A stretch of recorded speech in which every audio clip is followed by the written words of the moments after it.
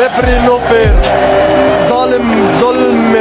আর্জেন্টিনার দালাল ওরা, রেফারি একটা জালিম। পবিত্র কোরআনের আয়াত হাসবুনাল্লাহু ওয়া নিমাল ওয়াকিল, হাসবুল্লাহ ওয়া নি'মাল ওয়াকিল, অর্থাৎ আল্লাহই আমাদের জন্য যথেষ্ট আর তিনি সর্বোত্তম কর্মবিধায়ক। কতটা কষ্ট পেলে এমনটা বলতে পারেন মিশরের ফুটবলার মোস্তফা জিকো। তিনি আরো বলেন, আমাদের পুরো জাতির স্বপ্ন নষ্ট করেছে রেফারি।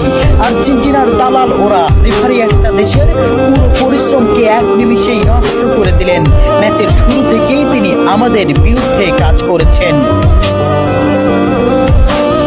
চোখের জলকে সঙ্গী করে আটালান্টার সবুজ ঘাসে পড়ে থাকেন মিশরের স্বপ্নবাজরা। 3-2 গোলে শেষ তাদের বিশ্বকাপের যাত্রা। ম্যাচে ফ্রাঁসোয়া ল্যাটিক্সিয়া রেফারি হিসেবে দায়িত্ব পালন করেন।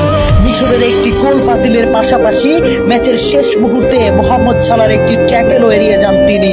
দেখার প্রয়োজনও করেননি VAR। জানিয়ে রীতিমতো তুলপাড় ফুটবল বিশ্ব। ওই কাউন্টার অ্যাটাকে গোল করে আর্জেন্টিনাকে এগিয়ে দেন অ্যানজো। শেষ পর্যন্ত মিশর হৃদয় ভাঙ্গা হারকে সঙ্গী করে মাঠ ছাড়ে।